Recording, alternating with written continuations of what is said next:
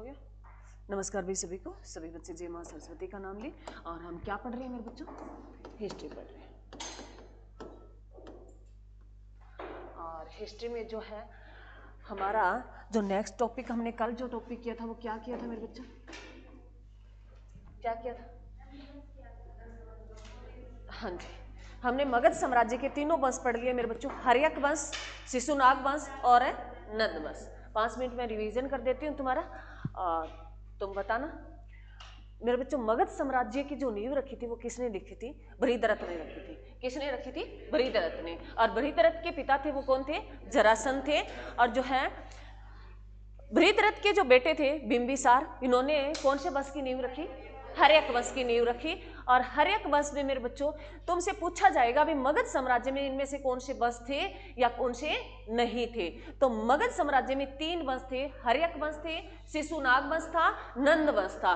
और ये सीक्वेंस में बताना है तुम्हें, ये नहीं है भी तुम आगे पीछे कर दो। तुमसे ये पूछ सकता है भी तुम्हें ऐसे लिख दे, मतलब जो है ऑप्शन में लिख दे भी हर्यक वंश, उसके बाद लिख दे नंद वंश, उसके बाद लिख दे शिशुनाग वंश।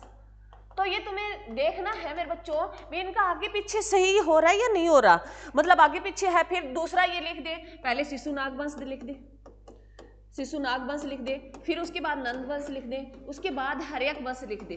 तो तुम्हें ध्यान रखना है पहले कौन सा वंश आएगा मेरे बच्चों? हर्यक वंश आएगा फर्स्ट नंबर पे, सेकंड पे कौन आएगा? शिशुनाग वंश आएगा, और थर्ड पे कौन आएगा? नंद वंश आएगा। क्लियर है? अरे क्लियर है? तो ये ध्यान रखना 3 वंश मेरे बच्चों, हर्यक वंश, शिशुनाग वंश और नंद वंश। क्लियर? ये मगध साम्राज्य के वंश थे। अंतिम जो चौथा आएगा वो मौर्य वंश आएगा। चारों इकट्ठे दे दे तो उसके बाद क्या आएगा? मौर्य वंश आएगा। मौर्य वंश से पहले हम आज सिकंदर के बारे में पढ़ेंगे। कल मैंने तुम्हें बताया था भी जो है सिकंदर ने आक्रमण किया था मेरे बच्चों घनानंद के शासनकाल में, तो वो जो है उसके बारे में पढ़ेंगे। परंतु पहले थोड़ा सा जो है बताएं, हर्यक वंश के संस्थापक कौन थे? बिंबिसार के बाद कौन आए? अजातशत्रु आए। अजातशत्रु ने कौन सी पोल संगीति दी? पहली दी। कब दी? बीसी में दी। कहाँ हुई थी? राजगृह में हुई थी। क्या उसमें क्या लिखा गया था? कितने पिटक लिखे गए थे? 2। कौन कौन से? सूत पिटक और विनय पिटक। सूत पिटक किसने लिखा? आनंद ने लिखा। क्या लिखा? उपदेशों का, उसमें जो है महात्मा बुद्ध के उपदेश लिखे। और जो है विनय पिटक, उसमें क्या लिखा? संघ के नियमों का वर्णन किया। किसने किया? उपाली ने किया। जैसे मैं तुम्हें बता रही हूँ ना, उस तरीके से तुम्हें याद होना चाहिए। जैसे मैं तुमसे क्वेश्चन कर रही हूँ, मैं तुम्हें बता रही हूँ, उस तरीके से तुम हिस्ट्री को याद करो, याद रह जाएगी। उसके बाद जो है मेरे बच्चों अजातशत्रु के बाद उसका बेटा कौन आता है? उदयन आता है। उदयन जो है इन्होंने अपनी राजधानी किसको बनाया? पाटलिपुत्र को। पाटलिपुत्र का जो है शहर जो है कितनी नदियों के किनारे बसा हुआ है? कौन कौन सी? गंगा, सोन और गंडक नदी के किनारे बसा हुआ पाटलिपुत्र शहर है। पाटलिपुत्र को वर्तमान में किस नाम से जाना जाता है? पटना नाम से। और पटना किसकी राजधानी है? बिहार की राजधानी है। क्लियर? उसके बाद जो है मेरे बच्चों उसका बेटा कौन आता है? कितने थे उदयन के बेटे? 3 थे। कौन कौन से? अनिरुद्ध, मुंडिक और नागादशक, जिसको नागदर्शक भी बोला जाता है, पुराणों में बोला गया है। नागदशक जो किसका? हर्यक वंश का अंतिम राजा था। तो याद रखना, तुमसे ये भी पूछ सकता है भी हर्यक वंश के राजा का कर्मानुसार बताइए भी कौन सा पहले आया? पहला बिंबिसार आया, फिर अजातशत्रु आया, फिर उदयन आया, फिर नागदशक आया।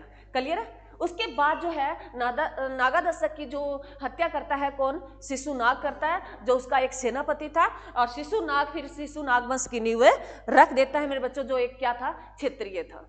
क्लियर है? शिशुनाग वंश में जो हम क्या पढ़ते हैं? 3 जो हमें राजा पढ़ेंगे। शिशुनाग वंश जो है, शिशुनाग जो उसकी स्थापना करेगा, उसी के नाम पर ही उसके नाम वंश का नाम रखा है। और उसके बाद दूसरा उसका बेटा आएगा, काला अशोक आएगा। और काला अशोक के शासनकाल में कौन सी बोध संगीति हुई थी?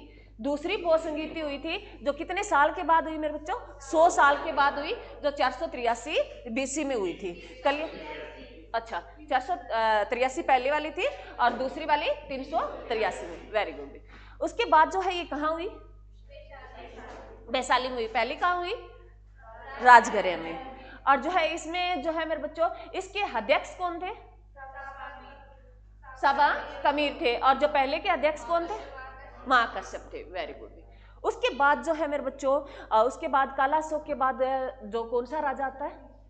नंदीवर्धन आता है। नंदीवर्धन ने क्या, जो अंतिम राजा होता है किसका? शिशुनाग वंश का। और उसकी हत्या कौन कर देता है? महापद्मानंद कर देता है। और कौन से वंश की नींव रखता है? नंद वंश की नींव रखता है। महापद्मानंद में हमने पढ़ा सबसे शक्तिशाली जो राजा था मगध साम्राज्य का, वो महापद्मानंद था। कहते हैं भी उनमें नंद वंश में 10 राजाओं का जिक्र है, परंतु हम 2 ही पढ़ते हैं, एक महापद्मानंद और एक घनानंद। मेरे बच्चों, महापद्मानंद, उसके पास विशाल सेना थी, अत्यधिक अपार धन था और जो है अच्छा राजा था, उसका राजपाट था वो बहुत अच्छा था। परंतु उसका बेटा घनानंद आता है। घनानंद जो था वो कैसे स्वभाव का था, परंतु अच्छा राजा था, परंतु उसका वो मतलब तुम्हें मैंने कहा है भी हमें धन पहले एडवांस में बहुत सारा धन मिल जाए, अच्छी संपत्ति, अच्छा घर मिल जाए, तो हमारा जो है हम ये सोचते हैं भी हमारी पावर ज़्यादा होगी, तो हम वो उसी में विलास में डूबा रहा और अपनी जनता जो प्रजा थी उस पर उन्होंने कठोर अत्याचार किए। उसके कारण उसकी जो जनता थी वो परेशान थी। और उसके बाद जो है ये बात जो उसको बताने आता है, एक नालंदा विश्वविद्यालय का गुरु है चाणक्य, वो उसको बताने आता है भी घनानंद, तू अगर तेरे को ये इस काम से फुर्सत मिल गई भाई, अगर तू बोल विलास में डूबा है, इससे तेरे को फुर्सत है, तो अपनी जनता की तरफ भी देख ले, तेरी जनता तेरे से बहुत परेशान है। परंतु वो चाणक्य की बात नहीं मानता और चाणक्य का अपमान करता है और उसे बाहर कर देता है अपने दरबार से। और चाणक्य कहता है, अभी कसम खाता है भी मैं घनानंद को पराजित करके रहूंगा। और चाणक्य जो है एक छोटे से बच्चे को देखता है, कहते कंचे जो गोलियां थी वो खेल रहा था घनानंद, चंद्रगुप्त मौर्य का जो छोटा बच्चा था, और उन्होंने देखा भी, क्योंकि पहले मेरे बच्चों ये दार्शनिक होते थे। क्या होते थे? दार्शनिक जो होता है, मान लो आपने जैसे सुना है, मतलब देखा होगा भाई, कई संत महात्मा होते हैं तो वो जज कर देते हैं भाई इस बच्चे में कोई खास है, क्वालिटी है, चाहे उसने कुछ नहीं पहली बार देखा हो, कर देते हैं। वो उनकी दार्शनिक होती है मेरे बच्चे, वो हाव भाव, चेहरे, उसके बैठने, मतलब बता देता है भी इसमें क्या खास बात है, क्या क्वालिटी है। तो वैसे ही थे चाणक्य, तो उन्होंने कहते हैं भी इस छोटे से बच्चे को उठाता है और 12 साल का जब वो होता है तब तो उसको घनानंद को पराजित करके और मौर्य वंश की नींव रख देता है चंद्रगुप्त मौर्य। तो घनानंद को पराजित जो सहायता की थी वो किसने की थी? चाणक्य ने की थी। किसकी? चंद्रगुप्त मौर्य। परंतु इसमें हमने एक बीच में मेरे बच्चों सिकंदर का नाम पढ़ा था। घनानंद जो था ना, घनानंद का शासनकाल जो है मेरे बच्चों कब तक रहता है बताना? 322 तक रहता है। घनानंद का शासनकाल 322 तक रहता है। मैंने कहा ये बीसी जो उल्टे चलते हैं, तो 325 या 26 में एक युद्ध होता है, पोरस का युद्ध होता है। हमारे यहाँ कौन था? घनानंद था भारत में, परंतु विदेशों में भी तो थे ना राजा। तो एक मकदूनिया का जो शासक आता है मेरे बच्चों, कौन? सिकंदर मेरे बच्चों। तो आज हम पढ़ेंगे सिकंदर का भारत पर आक्रमण। तो हमारा टॉपिक रहेगा सिकंदर का आक्रमण। सिकंदर का आक्रमण, सिकंदर का आक्रमण हमारा टॉपिक का नाम रहेगा, सिकंदर का आक्रमण। इसको पढ़ने से पहले इसके बारे में वो लिखने की बातें हैं वो हम लिख लेंगे। इसका जन्म कहाँ हुआ, इसके पिता का नाम क्या है, पहले इसके बारे में कहानी पढ़ो, सुनो, तुम्हारे दिमाग में एक छाप बननी चाहिए सिकंदर के बारे में। सिकंदर मेरे बच्चों बहुत पावरफुल इंसान था। इन्होंने भारत विजय अभियान चलाया, वो 326 बीसी में चलाया था। परंतु सिकंदर की जो कहानी है ये पुरानी है मेरे बच्चों। सिकंदर कहते हैं भी 33 वर्ष की उम्र में इसकी मृत्यु हो गई थी और ये पैरालाइज जो रोग होता है उसकी वजह से शिकार रहा। अलग अलग इतिहासकारों ने अलग अलग अपनी भाषाओं में बताया है भी, कोई कहता है इसके मलेरिया हो गया था। मान लो ये 33 वर्ष में इन्होंने मतलब अपना ऐसा टारगेट रखा भी मैं पूरे विश्व को जीत लूंगा, इतनी उसमें पावर थी, मतलब कुछ करने की जुनून मानो। तो उन्होंने कहा भी मैं पूरे विश्व ब्रह्मांड को जीत लूंगा और उन्होंने कोशिश भी की, काफी हद तक उन्होंने जीता भी था। और उसके पास बहुत बड़ी सेना हुआ करती थी। उसके बारे में उसके गुरु थे अरस्तु। पहले एक छोटी सी कहानी है मैं बताती हूँ भी। अरस्तु और सिकंदर कहते हैं कहीं जा रहे थे तो रास्ते में एक नदी पड़ती थी। तो सिकंदर ने कहा अभी मैं, अरस्तु जो है उसके गुरु थे किसके? सिकंदर के। अरस्तु ने कहा भी मैं पार कर देता हूँ भी, देख लेता हूँ, तू बाद में आना, कितना गहरा पानी है कहीं डूब ना जाए। तो सिकंदर ने बहुत अच्छा जवाब दिया, भी गुरु आप पार ना करें, मैं पार करके देखता हूं।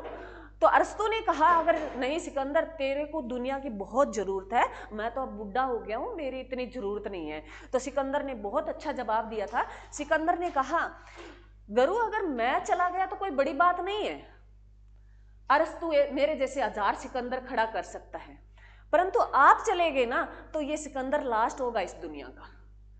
अरस्तु के बारे में उन्होंने अपने गुरु के बारे में ये कहा, अगर मैं इस दुनिया से, सिकंदर कहता है मैं चला गया तो कोई बड़ी बात नहीं है, मेरे गुरु अभी तक जीवित है, वो 1000 सिकंदर खड़ा कर सकते हैं, परंतु अगर आप चले गए तो मैं सिकंदर दुनिया का लास्ट हूंगा।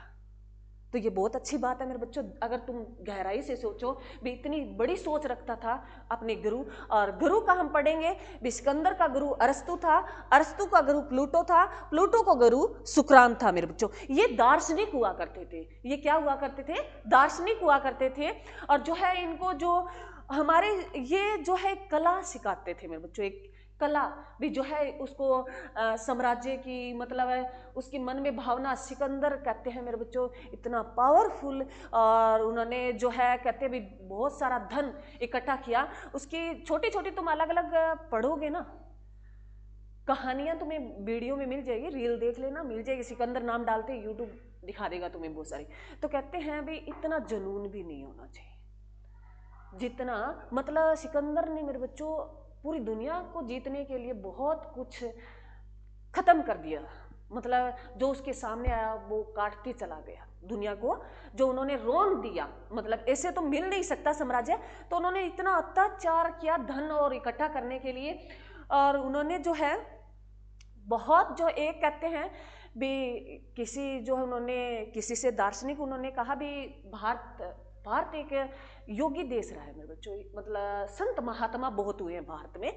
भारत की अगर तुम हिस्ट्री पढ़ोगे तो इससे बेस्ट देश दुनिया में कोई नहीं है आज तक। ये हमें क्या सिखाता है? हमें धन इकट्ठा करना भी सिखाता है, परंतु हमें उस मालिक को याद करना भी सिखाता है भी उससे बड़ा कुछ है नहीं है, तुम कितना भी कुछ कर लेना।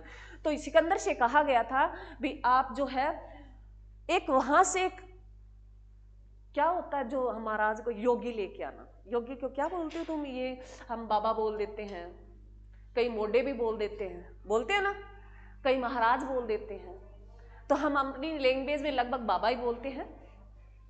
योगी होते हैं मेरे बच्चों जो उस सब कुछ छोड़ के भगवान के समर्पण कर देते हैं अपना सब कुछ और उसी के लीन में व्यस्त रहते हैं, तो उनको योगी कहा जाता है।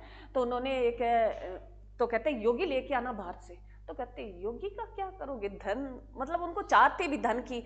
तो कहा भी ठीक है, बोलो तुम भारत के योगी से मिलना, बहुत पावरफुल होते हैं। बोले ऐसी क्या बड़ी बात है? कहते एक योगी से मिला था सिकंदर, तो उन्होंने कहा भाई आप में क्या खास है भाई, मतलब भारत के योगियों में? तो उन्होंने कहा भी मैं आपकी एक थोड़ी छोटी सी परीक्षा लेना चाहूंगा। तो एक योगी था, उन्होंने पूछा सिकंदर से भी रेगिस्तान हो पूरा और आप वहां गए हो और वहां कोई पानी की व्यवस्था ना हो तो आप क्या करोगे? और सपोज करो एक गिलास पानी मेरे पास हो, सपोज करो एक गिलास पानी हो मेरे पास, पूरा रेगिस्तान है, आपको कहीं पानी नजर नहीं आ रहा, तो आप क्या करोगे? सिकंदर हो, आप कहते हो कि मैं दुनिया को जीत लूंगा, सब कुछ कर लूंगा। तो सिकंदर कहता है मैं आधा साम्राज्य उसको दे दूंगा जो एक गिलास पानी मेरे को देगा। तो उस योगी ने कहा अगर वो आधा साम्राज्य आपको गिलास देने के लिए तैयार ना हो तो उन्होंने कहा मैं पूरा साम्राज्य दे दूंगा। तो योगी ने बहुत अच्छी बात बोली, देख सिकंदर तूने दुनिया में इतना कुछ कर लिया और तेरे पूरे साम्राज्य की कीमत क्या है? एक गिलास पानी की है। लास्ट में क्या है? एक गिलास पानी की है। तो मेरे बच्चों हम दुनिया जीत जाए परंतु जाना वही है। एक गिलास पानी की कीमत है तेरी पूरी दुनिया, जबकि तुमने कितने उसमें कत्ल किए होंगे, कितने तुमने अत्याचार किए होंगे। तो सोच सिकंदर क्या। तो कहते हैं सिकंदर का जो अंदरूनी जो विचार थे वो बदलने शुरू हो गए थे। और कहते हैं भी सिकंदर जो है हमारे ये 326 में भारत की बात करेंगे, हम तो भारत के बारे में पढ़ेंगे, सिकंदर के बारे में ज़्यादा नहीं पढ़ेंगे। भारत में वो 326 में एक पोरस का युद्ध होगा मेरे बच्चों। पोरस जो है पहले लिखना नहीं है, हम सारे सिक्वेंस में लिखेंगे, मैं समझा रही हूँ तुम्हें। जैसे बात करें मेरे बच्चों, ये इधर जो है हमारा ये जम्मू वाला साइड है, इधर जो है पाकिस्तान पड़ता है ना, अरे पड़ता है ना, यहाँ पोरस पड़ता है मेरे बच्चों। यहाँ क्या पड़ता है? पोरस पड़ता है। ये पोरस जो है, इसको ये पोरस जो पड़ता है वो झेलम नदी के किनारे पड़ता है। किस नदी के किनारे पड़ता है? झेलम नदी के। इसे हाइड्रोस्पेज का युद्ध भी कहा जाएगा। इसे हाइड्रोस्पेज का युद्ध भी कहा जाएगा। वो झेलम नदी के किनारे, झेलम नदी के किनारे है। ये पोरस जो पंजाब का है मेरे बच्चों। उस टाइम जब वो आया था तब पंजाब पाकिस्तान किसका हिस्सा था? भारत का। अफगानिस्तान और पाकिस्तान किसके हिस्से थे? भारत के थे। बाद में जो है ये पंजाब मेरे बच्चों बट गया था, अभी पाकिस्तान की तरफ अलग गया है, हमारी तरफ अलग है, वो अलग बात है। तो ये पंजाब का जो है कौन सा राजा था? पोरस नाम का ही राजा था, और उसी के नाम से इस युद्ध का नाम जाना जाता है, पोरस का युद्ध या हाइड्रोस्पेज का युद्ध। क्लियर है? ये 326 बीसी में हुआ था। 326 बीसी में हुआ था। किसके बीच में? सिकंदर और पोरस के बीच में। किसके बीच में हुआ? सिकंदर और पोरस के बीच में। कौन सा युद्ध? पोरस का युद्ध, जिसको हाइड्रोस्पेज का युद्ध भी बोला जाता है। क्लियर है? जो कौन सी नदी के किनारे है? झेलम नदी के किनारे मेरे बच्चों।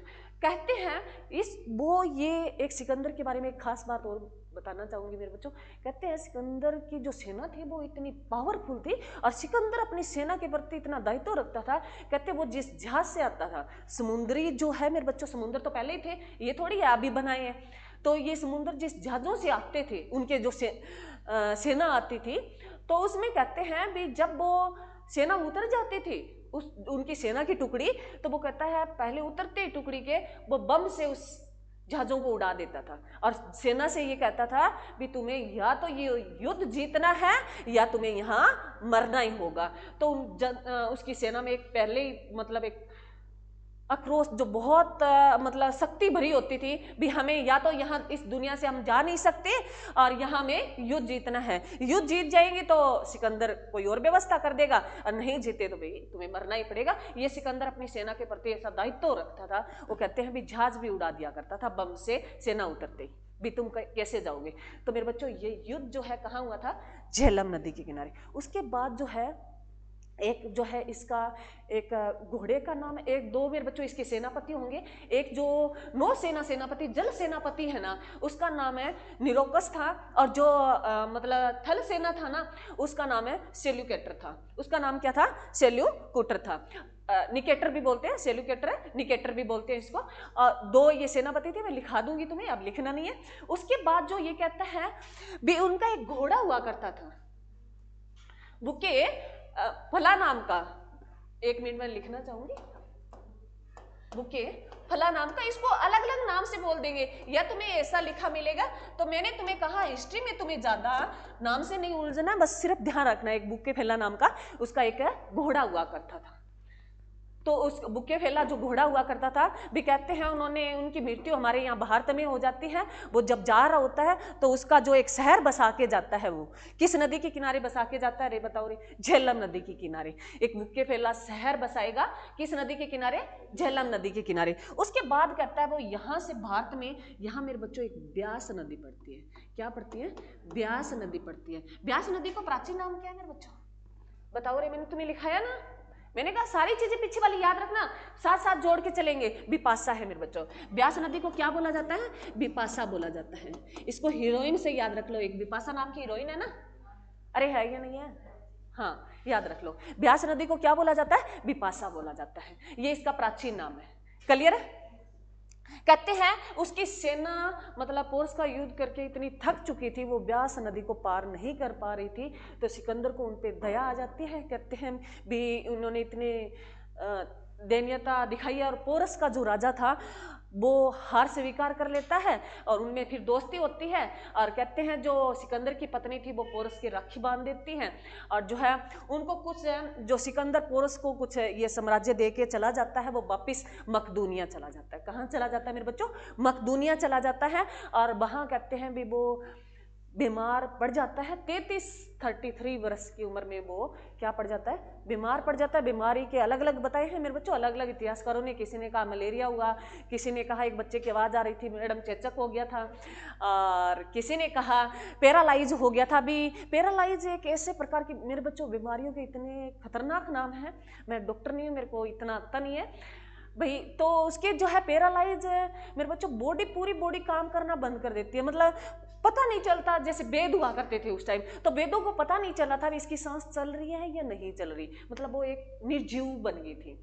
तो है उसको कहते हैं भी उसकी मृत्यु नहीं हुई थी, इसलिए मतलब वो पैरालाइज हो गया था तो भी दफना दिया गया, कोई कहते हैं जीवित को ही दफना दिया गया था। तो अलग अलग विचार है, परंतु तुम्हें इतना याद रखना है भी वो 33 वर्ष की उम्र में मर गया था। और कहते हैं इन्होंने कहा भी मेरी 3 शर्तें हैं जब मैं इस दुनिया से जाऊं। उन्होंने कहा भी मेरी 3 शर्तें हैं। एक तो जब मैं जा रहा हूं तो मेरा जनाजा जो निकले, मेरी जो अर्थी निकले, उस अर्थी को जो कंधा देगा वो मेरा राजवेद ही देगा, तो ताकि लोगों को पता चल सके भी जब उस का समाचार आता है ना तो बड़े बड़े डॉक्टर भी नहीं बचा सकते, तो राजवेद भी कुछ नहीं कर सकते। और दूसरा भी जब मेरी अर्थी निकले, जनाजा निकले जहां उन्हें दफनाया गया, तो पूरी जितनी मैंने दौलत इकट्ठी की है वो रास्ते में बिछा दी जाए, तो लोगों को पता चले भी कुछ साथ नहीं जाता, सब कुछ यही रह जाता है। और तीसरा उन्होंने कहा भी मेरे जो है अर्थी से मेरे हाथ बाहर कर दिया जाए, तो ये पता चले भी जो सिकंदर जितनी रखता था भी मैं पूरी दुनिया जीत लूं, वो साथ कुछ नहीं लेकर खाली हाथ गया, ये हमें बताया जाता है। तो मेरे बच्चों ये भ्रम है, तुम्हें मैं कहती हूँ भी कर्म करते चलो। मैंने तुम्हें कहा भाई अभी तो तुम्हें ये सोच नहीं लेना है, जैसे हम जैन धर्म पढ़ रहे थे, बौद्ध धर्म पढ़ रहे थे, तो मैंने ये कहा भी तुम कहीं महात्मा बुद्ध बनने मत निकल जाना, बहुत मुश्किल होता है मेरे बच्चों। और तो उसकी हम एक बात कर सकते हैं, कॉपी कर सकते हैं। मैंने तुम्हें जैसे मंदिरों को बताया भी हमें जल चढ़ाने से फायदा नहीं होगा मेरे बच्चों, कर्म करने से फायदा होगा। हम सोच क्या रहे हैं, मतलब मेरी सोच तुम्हारे प्रति क्या है वो काम करेगा, ना कि मैं जल चढ़ा रही हूँ वो काम करेगा। अगर तुम्हारे साथ मेरे नेगेटिव विचार जुड़े हैं भी मैं सोचती हूँ ये सक्सेस ना हो जाए मैं हो जाऊं, तो मैं सक्सेस नहीं होगी। तुम दूसरे के प्रति सोच अच्छी रखो, कर्म करते जाओ। हाँ वो अलग होता है, कंपटीशन होता है, वो अलग बात है, जलसा फील हो जाती है भी 1 नंबर है, अगर ज्यादा आ गया तो ज्यादा कैसे आ जाए इसके, है ना। तो वो एक थोड़ा सा अलग बात है, वो तो ऐसे तो हम दुनिया जी नहीं सकते। और इतना विचार हम शुद्ध कर ले तो महात्मा ही बन जाए, है ना। तो थोड़ी कंपटीशन रखना है। और मैंने कहा संपत्ति तुम्हें 1 करोड़ तक इकट्ठी करनी है, 1 करोड़ के बाद 10 करोड़ कब होगी वो तुम्हें पता ही नहीं चलेगा, बस 1 करोड़ तक हमें मेहनत करनी है। वो तुम देखो 1 करोड़ हम कैसे पहुंच पाते हैं, तो कर्म करते जाओ, सही रखो, 1 करोड़ कोई मुश्किल नहीं होती, ठीक है। और सपने मत देखने लग जाना भी 1 करोड़ आएंगे मैं ऐसे गाड़ी बंगला, वो कुछ नहीं है। तो मैंने बता दिया भी जीवन है कुछ नहीं है।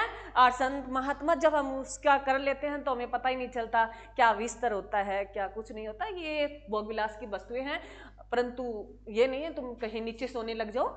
अच्छा कोई बात नहीं, हमारा बिस्तर मालिक ने दिया उसमें रखना, और अपने कर्मों में विश्वास रखना मेरे बच्चों, कर्म अच्छे करते जाना, ठीक है मेरे बच्चों। अरे क्लियर है, कहानी समझ में आई?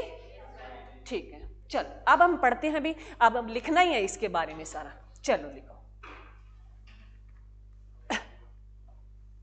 मैं पानी पी लेती हूँ मेरे बच्चों।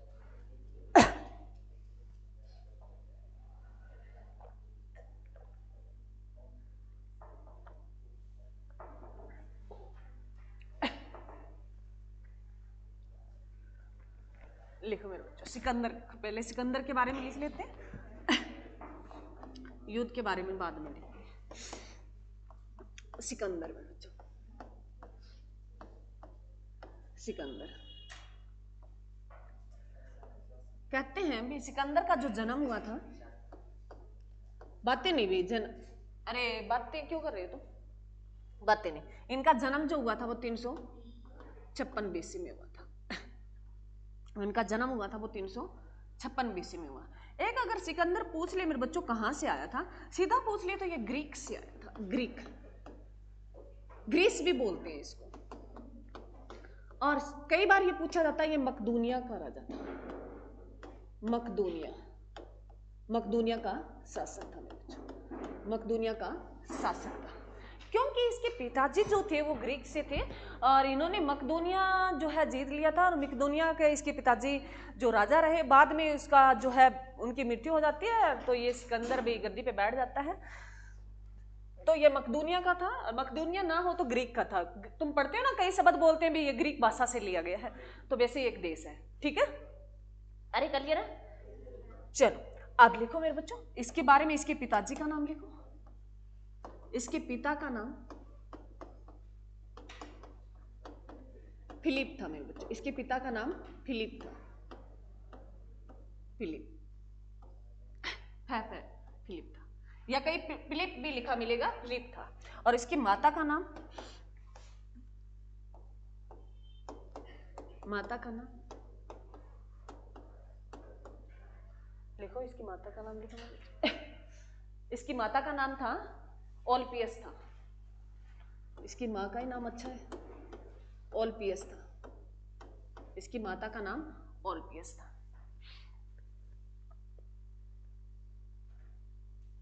इसके गुरु का नाम लिखो, बताओ रे गुरु का नाम मैंने तुम्हें बताया, अरस्तु था मेरे बच्चे। सिकंदर के गुरु जो थे अरस्तु थे मेरे बच्चों, अरस्तु थे। अरस्तु के गुरु प्लूटो थे, ऐसे लिखना, ये सीक्वेंस में बहुत बार पूछा गया। प्लूटो के गुरु सुकरात थे, सुकरात थे। जैसे मैंने लिखा, सिकंदर के गुरु अरस्तु थे, अरस्तु के गुरु प्लूटो थे, प्लूटो के गुरु सुकरात थे।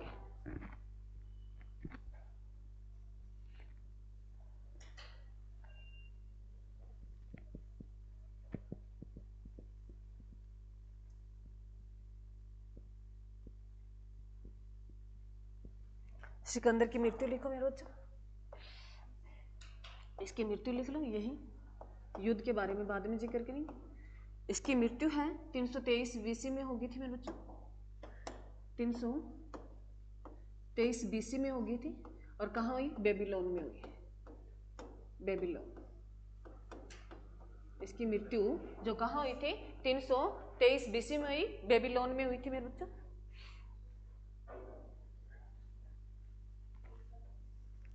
क्या हुआ?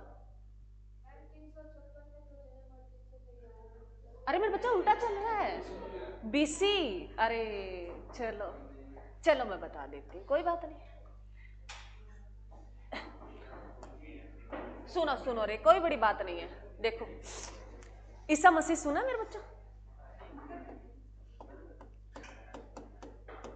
ईसा मसीह, ये ईसा मसीह के जन्म से पहले जो चलता था वो मेरे बच्चे उल्टा चलता था। 1000 से जैसे एक साल कम हुआ, कितना आ गया?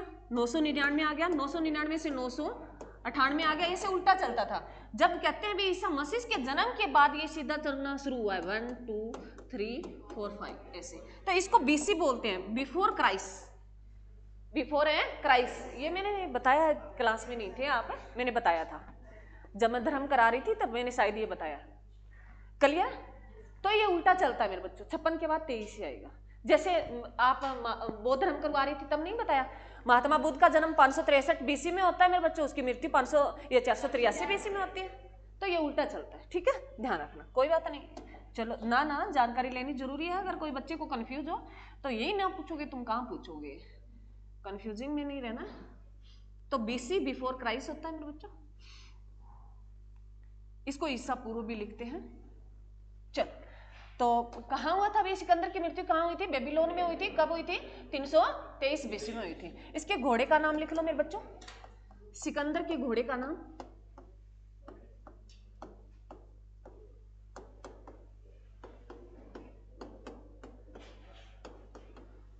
घोड़े का नाम रुके फला था। और मैंने तुम्हें कहा, ये तुम्हें ना, जब भी तुम कोई बुक्स पढ़ो, सुनो मेरे बच्चों, जब भी तुम कोई बुक्स पढ़ो तो तुम्हें ज्यादा बहसबाजी नहीं करनी है। अभी मैडम ने बुके फला लिखाया, तो बुके फला भी हो सकता है, और इसका कई बार लिखा होता है बैऊ के फला, ऐसे भी लिखा जा सकता है। बै से शुरू होगा, इतना ध्यान रखना है, बै से ही शुरू होगा, ठीक है। क्या नाम था? बुके फला था मेरे बच्चों। तो इसके घोड़े का नाम बुके फला था। और ये कहते हैं भी जब सिकंदर है पोरस का युद्ध है, क्योंकि उसकी सेना ने ब्यास नदी को पार करना मना कर दिया था, और सिकंदर के घोड़े के जो इसके चोट आ गई थी, भी कहते हैं उनकी डेथ हो गई थी। और कहते हैं भी, तो इसकी जो डेथ हुई थी तो उन्होंने इस घोड़े को दफनाया, वो किस नदी के किनारे दफनाया था? झेलम नदी के किनारे, झेलम नदी के किनारे।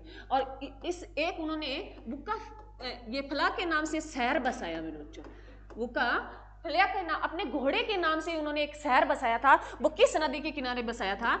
झेलम नदी के किनारे शहर बसाया था।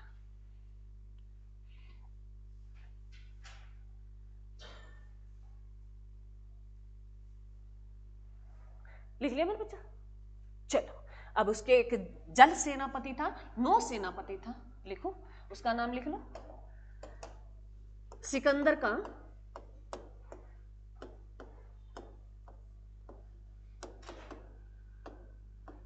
जल सेनापति जो था मेरे बच्चों नियारकस, नियारकस था, नियारकस था, नियारकस था। उसका जो जल सेनापति था, और इसको नौ सेनापति भी आ जाए तो भी ध्यान रखना यही था। नौ सेनापति भी लिखा मिल जाएगा तुम्हें, जल सेनापति भी मिल जाएगा। अब तुम्हें अब बताओ मेरे को, जो नौ सेनापति होती है, जल सेनापति होता है, कौन सी तारीख को मनाया जाता है दिवस इनका? बताओ रे, तुम्हें एक दिन मैंने तीनों बताए थे। जैसे बताओ, कोई बच्चा बता सकता है? 4 नवंबर है एक मेरे बच्चों, एक 8 दिसंबर है क्या? हाँ, और एक जो है जनवरी में आता है थल सेना, 15 जनवरी को आता है थल सेना। और 4 नवंबर को कौन सा आता है?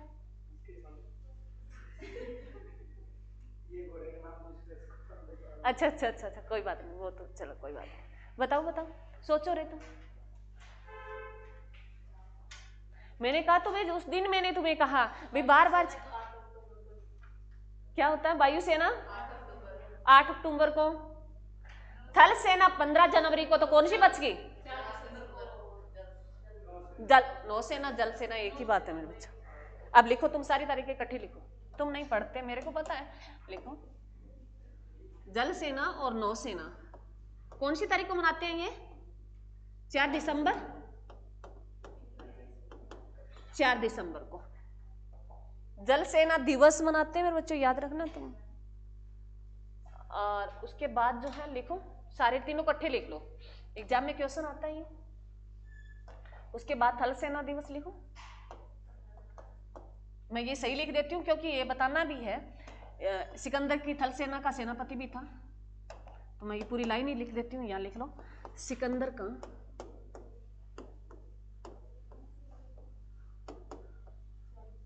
थल सेनापति कौन था मेरे बच्चों? सेल्यूकस निकेटर था, सेल्यूकस निकेटर था।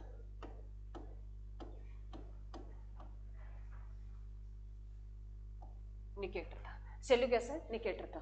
अब बताओ तुम, थल सेना दिवस कौन सी तारीख को मनाते? 15 जनवरी। पूरा लिखना तुम, ये शॉर्ट मत लिखना ताकि याद रहे, 15 जनवरी को। अब एक और बच गया, कौन सा बच गया? वायुसेना, वो मैं लिख देती हूँ, वायुसेना। वायुसेना दिवस जो है मेरे बच्चों 8 अक्टूबर को बनाते हैं। कब? 8 अक्टूबर को, 8 अक्टूबर ही होगा। हाँ, तीनों लिख लो, लिख रहे हो ना? लिखो। 4 दिसंबर को मेरे बच्चों अभी कौन सा गया है? जल सेना दिवस गया है, नौ सेना दिवस गया है। 15 जनवरी को थल सेना दिवस होता है, और 8 अक्टूबर को वायुसेना दिवस होता है। एग्जाम में बहुत बार क्वेश्चन पूछा गया है इनका। तो सिकंदर का जो जल सेना सेनापति कौन था? नियारकस। और जो थल सेनापति कौन था? सेल्यूकेटर। यह सेल्यूकेटर जो है, अब देखो सिकंदर का सेनापति है कौन? Seleucus Nicator. यह यहां छोड़ के जाएगा, किसको? सेल्यूकस निकेटर को। कौन? सिकंदर भारत में छोड़ के जाएगा।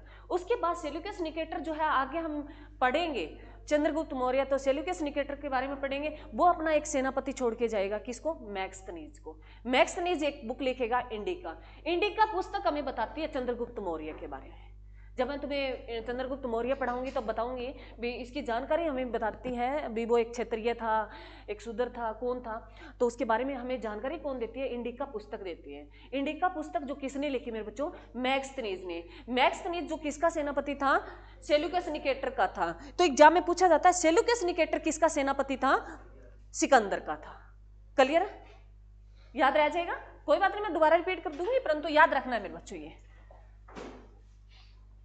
यहां तक क्लियर में? किसी बच्चे को कोई दिक्कत है? अरे तुम साथ साथ पूछा करो। अब लिखो मेरे बच्चों, हम पोरस का युद्ध पढ़ते हैं। पोरस का युद्ध,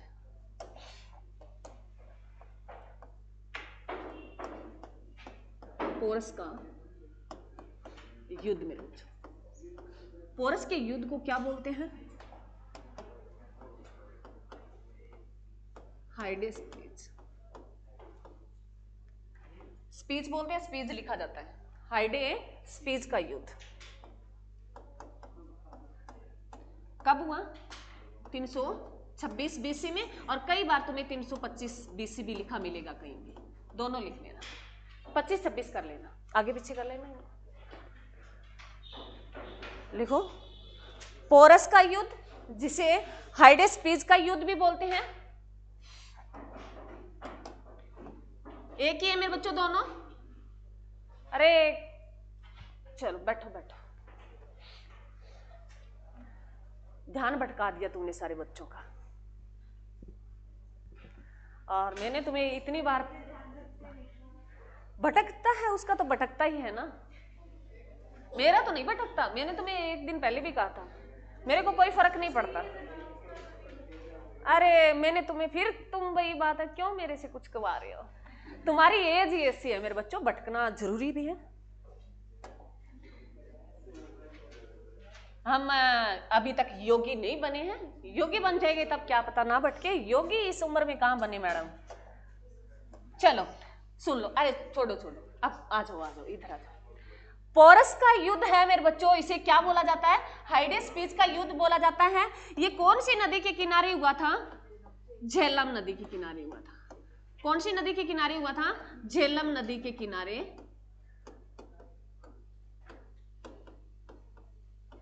हुआ था मेरे बच्चों। और इसी झेलम नदी के किनारे सिकंदर ने कौन सा शहर बसाया? अभी बता के आई। ओके, फेला नाम का एक शहर बसाया किसने? सिकंदर ने। किस नदी के किनारे?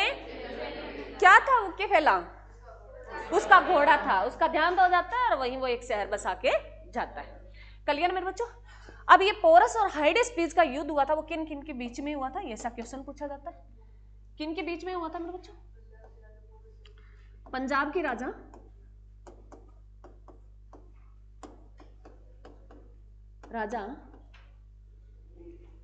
पोरस और सिकंदर के बीच में हुआ था।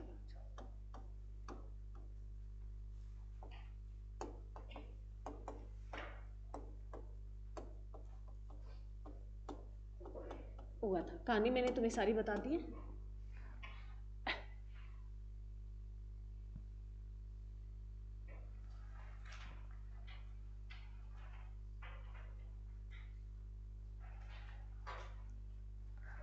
और इस युद्ध में जीत कौन गया था मेरे बच्चों? सिकंदर जीत गया था। कौन जीत गया था? सिकंदर जीत गया था। और पोरस की क्या हो गई थी? हार हो गई थी। परंतु कहते हैं पोरस ने आत्मसमर्पण कर लिया था, सिकंदर ने उसको माफ कर दिया था। और कहते हैं बे सिकंदर उसे कुछ जैसे काबुल वगैरह, काबुल जो है इसे कुछ शहर दे के चला गया था। काबुल है इधर जो है, ये पोरस जो पूरा उसको जीत के उन्होंने वापिस कर दिया था किसको? पोरस को। और जो है कहते हैं भी पोरस जो सिकंदर की पत्नी थी उसके राखी बांध दी थी पोरस ने। सिकंदर की पत्नी ने पोरस की राखी बांध दी थी, तो उन्होंने बहन भाई का रिश्ता बना लिया। और मेरे बच्चों कई बुक्स तुम्हें 326 ऑथेंटिक ये है मेरे बच्चों, परंतु तुम्हें कई बार 25 भी लिखा मिलेगा, कई बार तुम्हें बुक्स 25 भी दिखाएगी कई बुक्स। तो दोनों याद रखना ताकि तुम कंफ्यूज ना हो। अगर तुम ये कहो मैडम दोनों आ जाए तो 26 पे कराना, दोनों आ जाए, जहां लिखा हो 25 और 26, सपोज करो 26 आए ना, 25 दे रखी हो और पूछ ले भी पोरस का युद्ध कब हुआ, तब कहां जाओगे?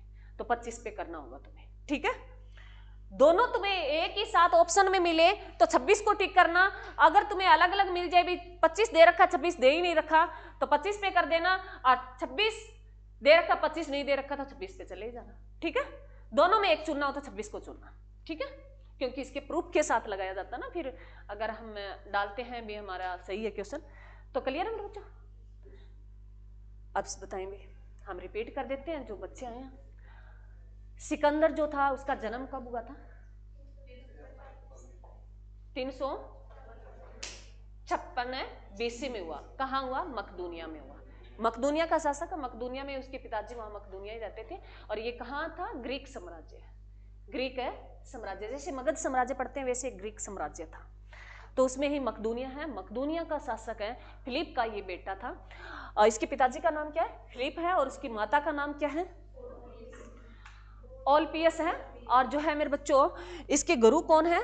अरस्तु है। अरस्तु के गुरु कौन है? प्लूटो है। प्लूटो के गुरु कौन है? सुक्रांत है मेरे बच्चों, याद रखना। और इसकी मृत्यु कब होगी थी?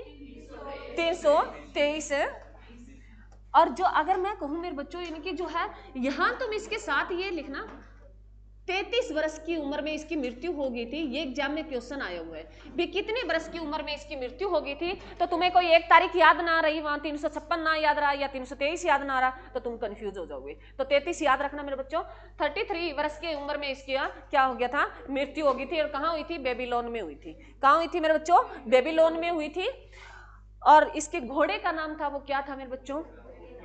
बुक्के फला था। बुक्के फला था। और इसने कहते हैं बुक्के फला जो है, ये मैंने तुम्हें बताया पोरस का युद्ध हुआ था, वो कौन सी नदी के किनारे? झेलम। झेलम, वो वहां पोरस का युद्ध तो जीत ही गया था, आगे भारत की तरफ बढ़ रहा था। आगे जब भारत की तरफ बढ़ रहा था तो उनके जो उनकी सेना ने किस नदी को पार करने से मना कर दिया था मेरे बच्चों? ब्यास नदी को। किस नदी को? ब्यास नदी को पार करने से उसकी सेना ने मना कर दिया था। और जो मैंने तुम्हें शायद बताया भी है ऊपर, मैं चलो समझा देती हूँ, ऊपर साइड में नहीं, ये रहा मेरे बच्चों, ये रहा। इन्होंने पोरस का युद्ध जीत लिया, झेलम नदी है वहां अपना राज कर लिया, भी बहुत बात की अलग बात है, पोरस को वापिस कर दिया। परंतु यहाँ जो है ब्यास नदी बहती है मेरे बच्चों, और इसी ब्यास नदी को जो है पार करने से मना कर दिया किसकी सेना ने? सिकंदर की सेना ने। यहीं से वो वापिस लौट जाता है। और इस ब्यास नदी का प्राचीन नाम क्या है? बिपाशा है। क्या नाम है मेरे बच्चों? बिपाशा है मेरे बच्चों। अरे क्लियर है? और इसे जो है ग्रीक जो लोग इसे मेरे बच्चों किस नाम से जानते थे? आइफोनियो के नाम से जानते थे। लिखो, इस ब्यास नदी को जो ग्रीक के लोग जानते थे वो किस नाम से जानते थे? हाइफो, एक मिनट मेरे बच्चों, मैं पूरा नाम सही लिख लेना। हाइपोनिया के नाम से जानते थे। हाइपोनिया के नाम से जानते थे। हाइपोनिया मेरे बच्चों ये किस नदी को? ब्यास नदी को। किस नदी को? ब्यास नदी को हाइपोनिया के नाम से। और कहां के लोग? ग्रीक के लोग।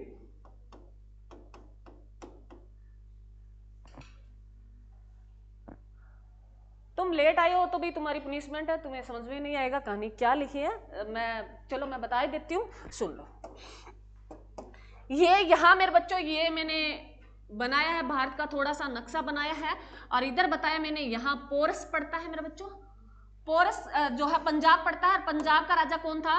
पोरस था।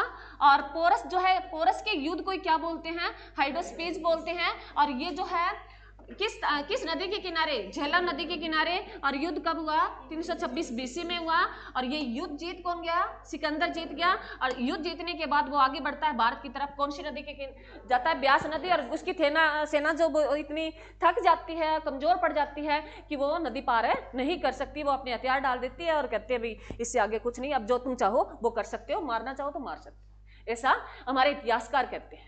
ठीक है, तो उसके बाद है ब्यास नदी का नाम है प्राचीन मेरे बच्चों बिपाशा। और इसको जो ग्रीक लोग जो जानते थे वो हाइपोनिया के नाम से जानते थे। कौन लोग? ग्रीक के लोग। और जो है ये अगर पूछे सिकंदर और जो इसके पिताजी थे तो मकदूनिया शासक आता, परंतु कई बार तुम्हें पूछा जाता साम्राज्य कौन सा था, तो ग्रीक साम्राज्य था। कौन सा साम्राज्य था मेरे बच्चों? ग्रीक साम्राज्य था। क्लियर है मेरे बच्चों? उसके बाद जो हमने पढ़ा भी, उन्होंने यहां तक तुम आ गए थे, उसके अंदर की जल सेनापति कौन था? नियार्कस था। जल सेनापति कौन था? नियार्कस था। और जो है जल सेना दिवस जो है हम कौन सी तारीख को मनाते हैं? 4 दिसंबर को मनाते हैं। उसके बाद सिकंदर का जो थल सेनापति था वो कौन था? सेल्यूकस निकेटर था। ये आगे हम चंद्रगुप्त मौर्य के टाइम में जिक्र करेंगे। जो ये कौन छोड़ के जाता है इसको? सिकंदर छोड़ के चला जाता है भारत में इसको, सेनापति को, और बाद में कहते हैं ये चला जाता है, इसकी मृत्यु हो जाती है और ये अपना एक सेनापति छोड़ता है मैक्सथनीज को, और मैक्सथनीज एक पुस्तक लिखता है इंडिका, जिसमें वो चंद्रगुप्त मौर्य साम्राज्य के बारे में विस्तार से बताता है। ठीक है, जो आगे तो थल सेना दिवस हम कौन सी तारीख को मनाते हैं मेरे बच्चों? 15 जनवरी को मनाते हैं। वायु सेना दिवस 8 अक्टूबर को मनाते हैं। और अब हम पढ़ेंगे पोरस का युद्ध, और पोरस का युद्ध को अन्य किस नाम से जाना जाता है? हाइडेस्पीस के युद्ध के नाम से जाना जाता है। और ये कब हुआ था? 326 बीसी में हुआ था। और किस नदी के किनारे हुआ था? झेलम नदी के किनारे हुआ था। और किन किन के बीच में हुआ था? पंजाब के राजा पोरस और सिकंदर के बीच हुआ था। ये थी आपकी कहानी मेरे बच्चों। तो तुमसे जितनी बातें मैंने लिखाई है ये कहीं ना कहीं एग्जाम में पूछी गई है, और वैसे मैंने तुम्हें मुख जुबानी बता दिया इनके बारे में क्या क्या। भाई अब देखो क्या सच्चाई थी, पर कहते हैं भी सच्चाई अच्छी थी। और इसने क्या 33 वर्ष की उम्र में उन्होंने दुनिया को काट बाट बना के चला गया। क्या लेके गया? आराम से जीता जिंदगी, 60-70 तो पहुंच ही जाता। तो याद रखना मेरे बच्चों, ऐसे तुम्हें ये नहीं है मैंने कहा भाई 1 करोड़ रुपए इकट्ठे करने हैं, वो ऐसे मार काट से नहीं, ईमानदारी से। मैं 1 करोड़ के 10 करोड़ हो जाएंगे वो तुम्हें पता ही नहीं चलेगा। क्लियर मेरे बच्चों? अब इसके बाद हम कुछ प्रमुख पुस्तकें हैं जो मैंने पहले एक पीपीटी से बना के रखी है, उससे पढ़ेंगे, परंतु उससे 2 करंट के क्वेश्चन है वो लिखो। पहले करंट के क्वेश्चन है। एक तो मेरे बच्चों कल कौन सी तारीख थी?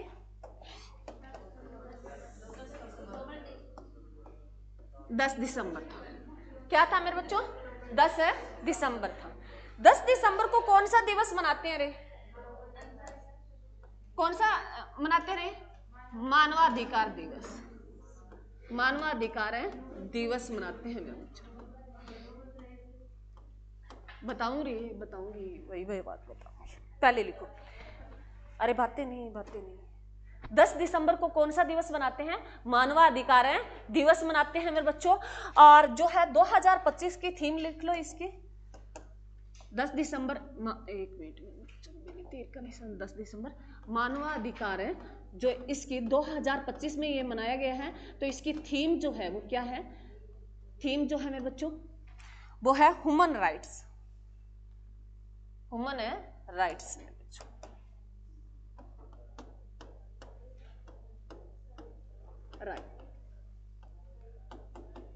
राइट्स, ह्यूमन राइट्स मतलब जैसे हम पोलिटी पढ़ी थी तो उसमें हमने कुछ राइट्स पढ़े, अभी हमें जीने का अधिकार है, कोई रोक नहीं सकता हमारी सांसों को। और ये कौन से आर्टिकल में पढ़ा था मेरे? 21 में।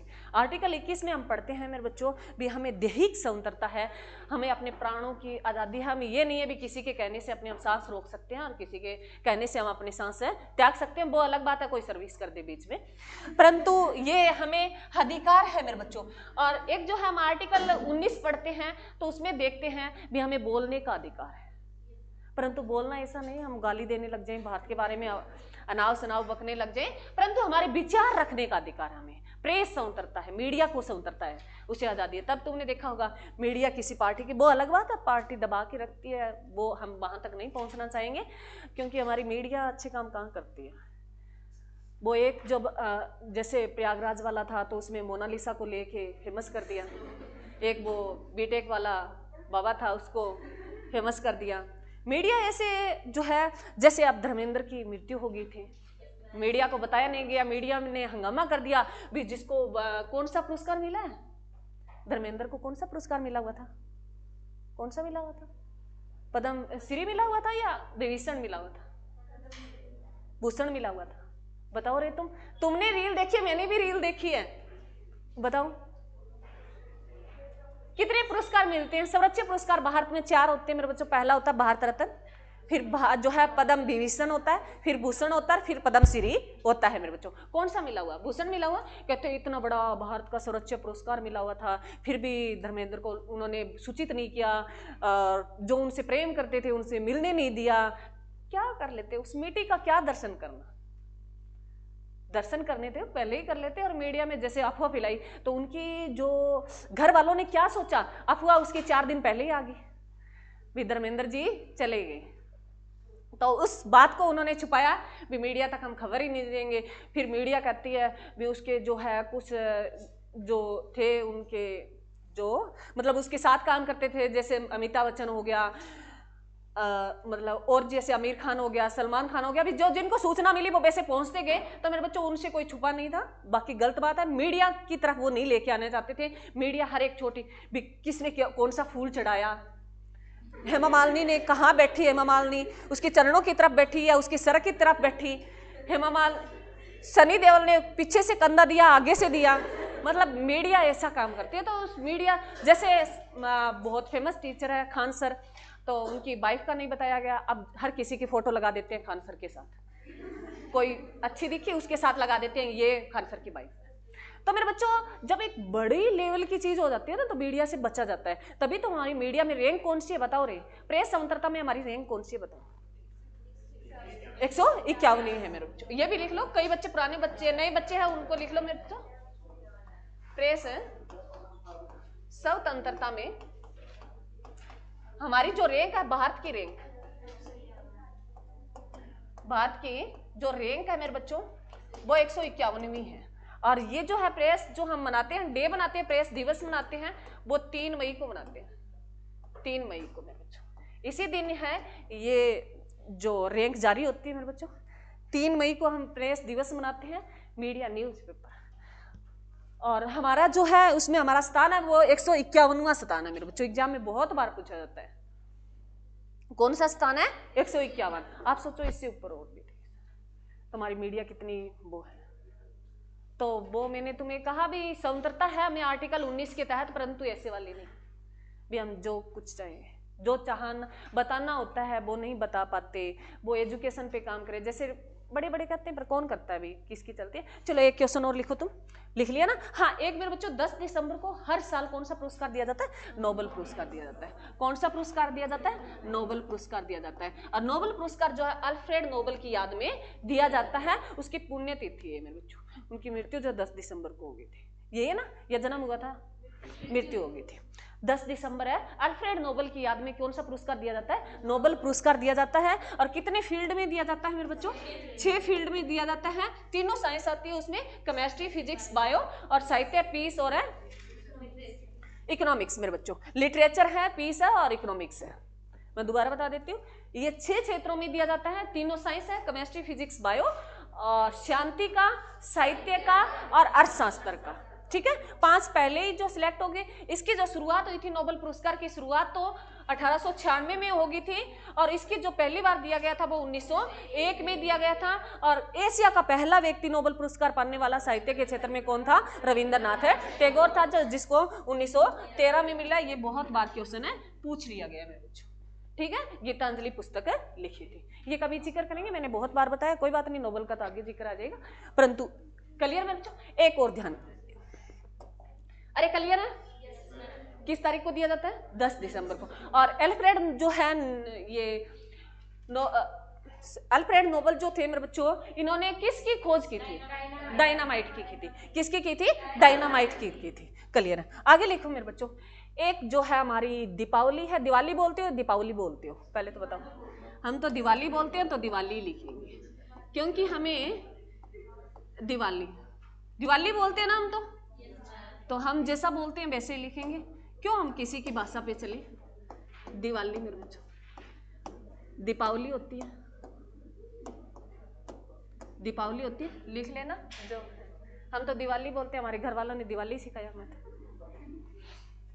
हम क्यों छोड़े, मातृभाषा क्यों छोड़े? हमारी दिवाली है मेरे बच्चों। तो याद रखना, दीपावली और दिवाली एक ही बात है। कब मनाई जाती है ये बताना पहले तो। कार्तिक मास के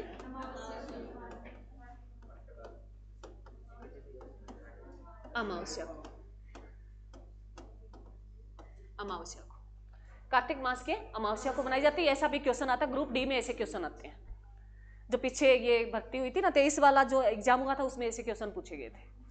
तीज कब मनाई जाती है? श्रावण माह के तीज को मनाया जाता है। कौन से पक्ष में मनाई जाती है? तो कौन सा पक्ष है मेरे बच्चों? ये कृष्ण पक्ष में। अगर तुम्हें पूछ ले दीपावली किस पक्ष में आती है, तो कृष्ण पक्ष में आती है, कार्तिक के कृष्ण पक्ष में, कृष्ण पक्ष मेरे बच्चों। कृष्ण पक्ष जो है मेरे बच्चों, एक मंथ में कितने पक्ष होते हैं? 2 पक्ष होते हैं, एक कृष्ण पक्ष और एक शुक्ल पक्ष। जहां अंधेरी रात होती है, जो एकम से लेकर अमावस तक अंधेरी रात होती है, उसको कृष्ण पक्ष बोलते हैं। और इसको कृष्ण पक्ष नाम क्यों दिया गया? क्योंकि कृष्ण भगवान का रंग काला था, तो अंधेरी रात जो है काला हमें दिखाई देता, कुछ नहीं देता, तो इसको कृष्ण पक्ष बोला गया। शुक्ल का मतलब होता है उजाला होता है मेरे बच्चों, तो इसे जो एक से जो पूर्णिमा आती है उसको शुक्ल पक्ष बोला जाता है। तो एक सा एग्जाम में क्वेश्चन पूछा जाता है, तो याद रखना मेरे बच्चों। पहले हमेशा ही मंथ सब शुरू होता है तो कृष्ण पक्ष आता है, और जब अंत होता है तो कौन सा आता है? शुक्ल पक्ष आता है। तो क्वेश्चन तुम इससे कैसे ही घुमा के पूछ सकता है, और वैसे भी तुम्हें नॉलेज होना चाहिए इन चीजों का। क्लियर है? तो इस दीपावली को, यह हमारा त्योहार है भी, भारत का पूरा भारत मनाता है दीपावली को। तो इसको जो है अमूर्त धरोहर में शामिल कर लिया गया। 2025 में दीपावली को 25 में अमूर्त धरोहर में शामिल कर लिया मेरे बच्चों, शामिल है, कर लिया है।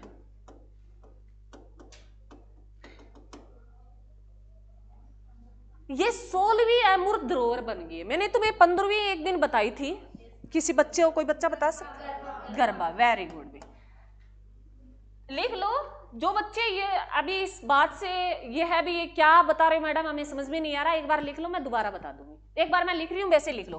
अमूर्त धरोहर ये कौन से नंबर की शामिल की गई है मेरे बच्चों? 16वीं की गई है। कौन से नंबर की शामिल की गई है? ये 16वीं की गई है।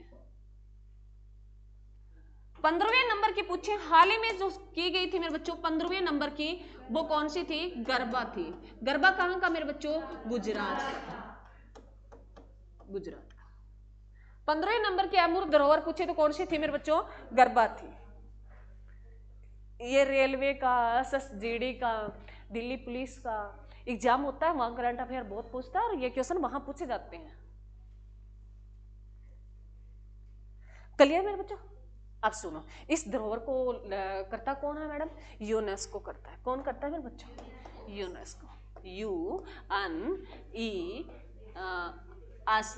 UNESCO, UNESCO.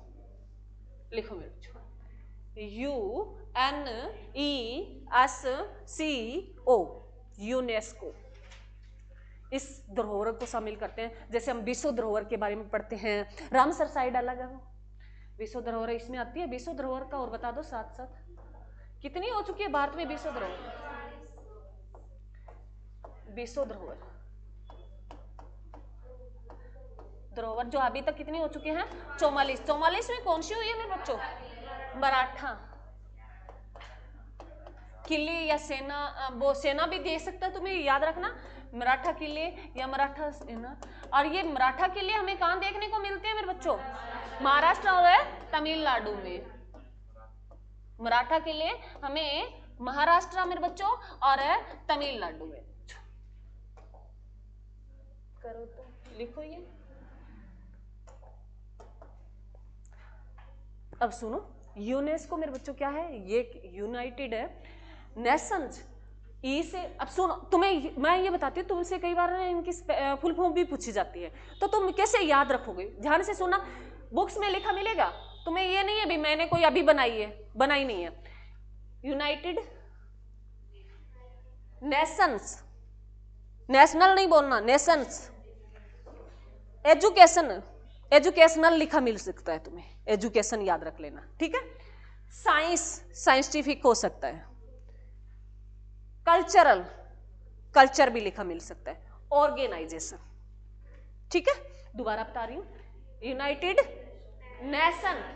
अब तुम्हें लिखने से मतलब नहीं है, कहीं भी तुम देखोगे तुम्हें लिखा मिलेगा, परंतु दिमाग में बिठा लो।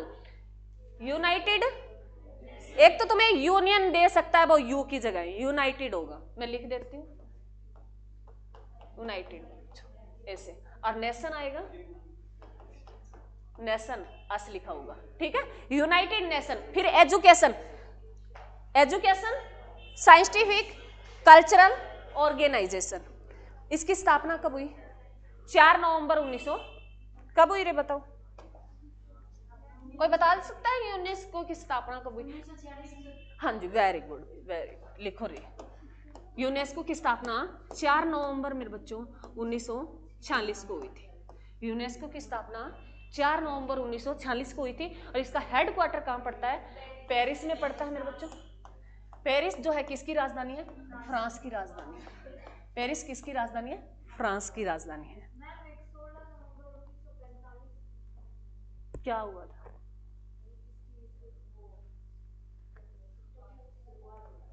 वो अलग है मेरे बच्चों, ये 4 नवंबर इसका जो है, इसकी स्थापना अगर तुम्हें पूछे, इसकी स्थापना 4 नवंबर 1946 को हुई थी, और इसका जो है हेडक्वार्टर पड़ता है मेरे बच्चों वो पेरिस में पड़ता है। और पेरिस किसकी राजधानी है? फ्रांस की राजधानी है मेरे बच्चों। और जो हरियाणा का पेरिस किसको बोला जाता है? करनाल को बोला जाता है, ठीक है, ये शामिल करता है। तो हमारे भारत में विश्व धरोहर 44 हो चुकी है, 44वें मराठा किले को शामिल किया गया है। और ये जो किले, हमें मराठा किले देखने को, अगर हम आगे करेंगे, मराठाओं का जिक्र करेंगे, तब मैं तुम्हें बताऊंगी महाराष्ट्र से शुरू होती है, तो मैं शिवराज मराठा जो है, शिवाजी मराठा के बारे में पढ़ेंगे तो महाराष्ट्र, परंतु इसका एक किला जो है तमिलनाडु में भी देखने को मिलता है, याद रखना मेरे बच्चों, क्लियर है?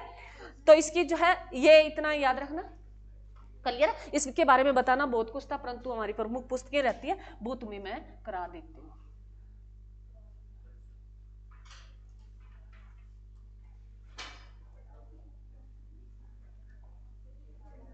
वो आज मैंने थोड़ी पहले पीपीटी बना दी थी, तुम लेट आए थे।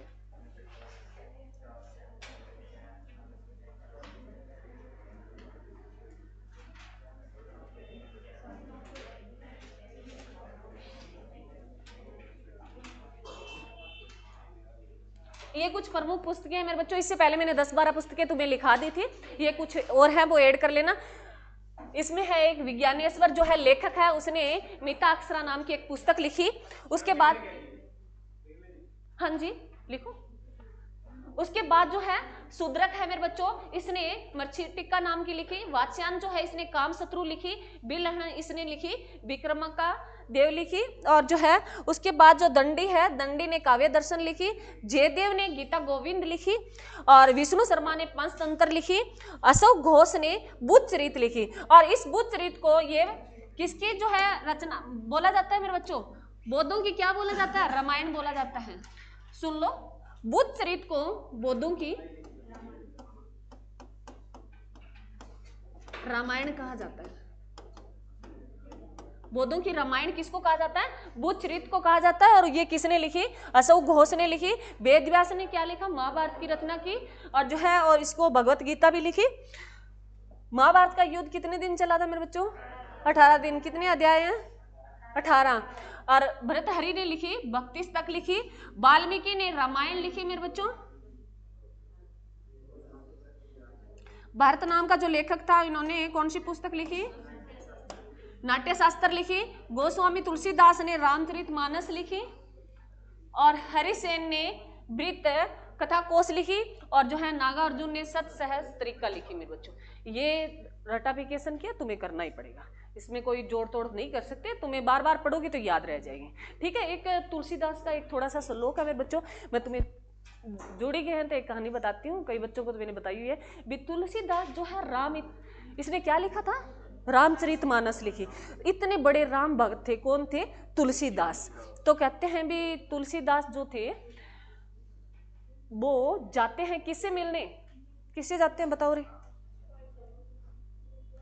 राम कृष्ण से मिलने जाते हैं। किससे मिलने जाते हैं? राम कृष्ण से मिलने जाते हैं। वो एक निर्गुण भगवान के भगत थे राम कृष्ण। राम कृष्ण कौन? किसके गुरु? स्वामी विवेकानंद के गुरु। रामकृष्ण मिशन से कौन मिलने जाते हैं? तुलसी। सुन लो मेरे बच्चों, काम की बातें हैं। ये तुलसीदास जिसने क्या लिखी? रामचरितमानस लिखी। जो किसके भगत थे? राम के भगत थे। वो किससे मिलने गए? रामकृष्ण मानस से मिलने गए। जो किसके गुरु थे? स्वामी विवेकानंद के गुरु थे। उससे मिलने के लिए जाते हैं। उन्होंने एक दूसरे का सुना था भी बहुत मतलब पहुंचे हुए गुरु हैं, उनको बहुत अच्छा ज्ञान है। तो कहते हैं भी जो रामचरितमानस था, रामकृष्ण जो था वो पशुओं का काम करता, खाल उतारने का काम करता था। तुलसीदास को ये पता था, परंतु जब ये कहते हैं भी उसी टाइम एक कोई पशु आया हुआ था, रामकृष्ण उसकी खाल जो है उतार रहा था, और तुलसीदास देख लेता है भी रामकृष्ण अपना कार्य कर रहा है, उसके हाथ खून से भरे हुए थे। रामकृष्ण को पता चल गया भी तुलसीदास तुमसे मिलने आ रहा, वो इतना खुश था।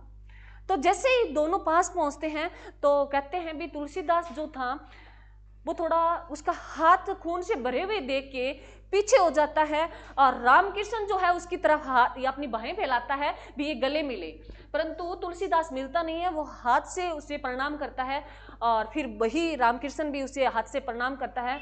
तो कहते तुलसीदास को इतना आभास हो गया था भी उसमें कुछ दिव्य शक्ति थी। हम किसी अच्छे इंसान के पास बैठते हैं तो हमें पता चल जाता है भी इसमें कुछ खास है, मतलब तो उसको इतना परिणाम हुआ। तो रामकृष्ण जो तुलसीदास थे वो उन्होंने धोखा हो गया भी, मैं काश गले मिलता तो मेरे को पता नहीं क्या फील होता। तो कहते हैं वापिस चले जाते हैं। फिर तुलसीदास कुछ दिन के बाद वापिस आते हैं रामकृष्ण से मिलने। मिशन जो है उसकी स्थापना करता है स्वामी विवेकानंद, मैं मिशन बात लगा रही हूँ। तो है रामकृष्ण से मिलने आते हैं। तो कहते हैं भी वो बात याद रह गई थी, जब तुलसीदास उसे गले मिलने वाले थे तो रामकृष्ण ने क्या किया, उसे प्रणाम किया हाथ जोड़ के।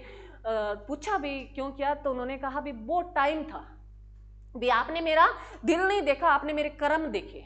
तो मेरे बच्चों कर्म जो है वो भी, मैं कार्य क्या कर रहा हूं, तुमने मेरी खुशी नहीं देखी भी, मैं तुमसे मिलने के लिए कितना उत्सुक हूं। तो ये अलग होता है मेरे बच्चों, कोई हमसे इतना प्रेम करता है तो हमें ये नहीं देखना चाहिए उसके गंदे कपड़े हैं, उसके मतलब जो कहाँ बैठा है वो कहाँ खड़ा है, हमारे विचार अच्छे होने चाहिए। तो मेरे बच्चों ये तुलसीदास से हैं भी, तुलसीदास राम भक्त था और वो निर्गुण भगवान का भगत था। थैंक यू मेरे बच्चों।